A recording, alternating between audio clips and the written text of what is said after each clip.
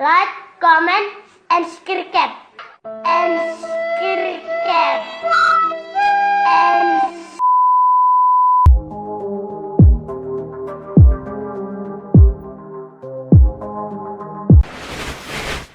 Assalamualaikum. So hari ni aku berada di Yamaha Sungai Buloh. So kita nak tengok pelancaran motosikal terbaru iaitu Yamaha Tracer 9 GT. So ini adalah touring terbaru daripada Yamaha 900cc. Okey, so jom kita tengok apa yang menarik tentang motor terbaru ni.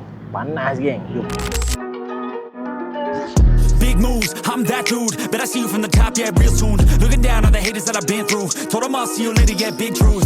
I keep a real good pace. Built a big house, damn, look at that place. Up in my mind, cause that's my space. House so big, full of positive things. And I can't be shook, cause I ain't no rook, man, I wrote the book. Now I teach how to cook them beats like, look, making things look good.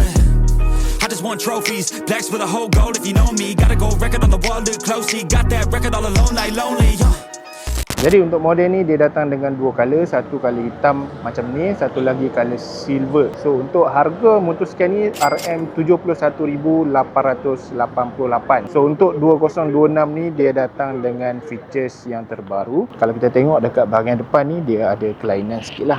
Okey.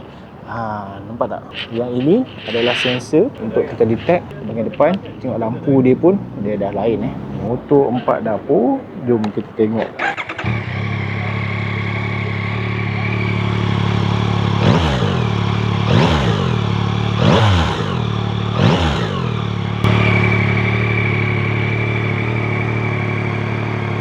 Jadi kan untuk motosikal ni dia datang dengan 4 stroke, liquid cool, double overhead cam, 4 valve, 3 silinder, 890cc. So untuk motosikal ni dia mampu menghasilkan horsepower sekitar 117 horsepower pada 10,000 rpm dan juga menghasilkan torque sekitar 93 Nm of torque pada 7,000 rpm. So dia datang dengan 6 speed fuel injection. Berat motor ni hanyalah 227 kg sahaja. So apa yang terbaru adalah dia punya update features. Dari segi sistem elektronik dia lain daripada model yang sebelum ni lah.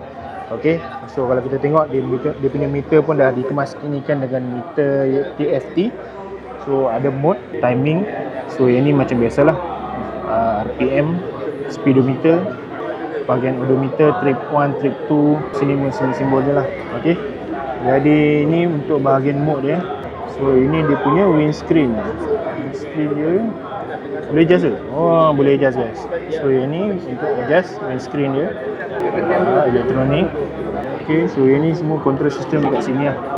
So kalau kita tekan dia boleh ada grip warmer, boleh on, boleh off. Ada 3 level of grip warmer. Lepas tu ini bahagian setting. Ada tema boleh tukar-tukar screen dia. Nampak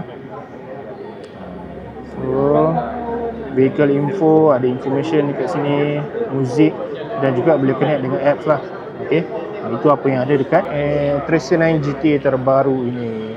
So dia menggunakan sistem keyless. Okey, menggunakan sistem keyless. Ada USB port dekat bahagian bawah meter ni. Ya, type C Type C USB port dekat sini. Aku paling suka dengan dia punya seat. Seat ni lebih ergonomik. Nampak dia macam baldu sikit. Belakang ni pun nampak lebar, besar dan tebal.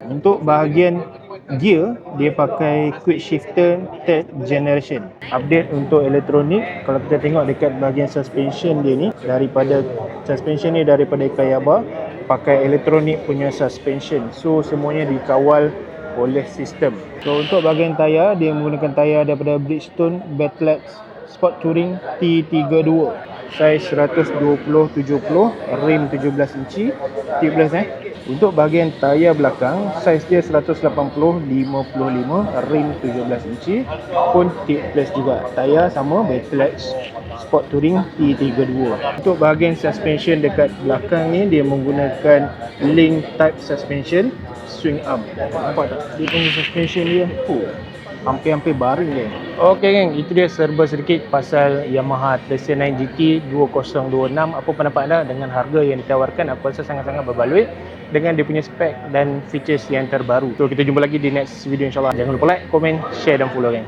Mantap. Yeah.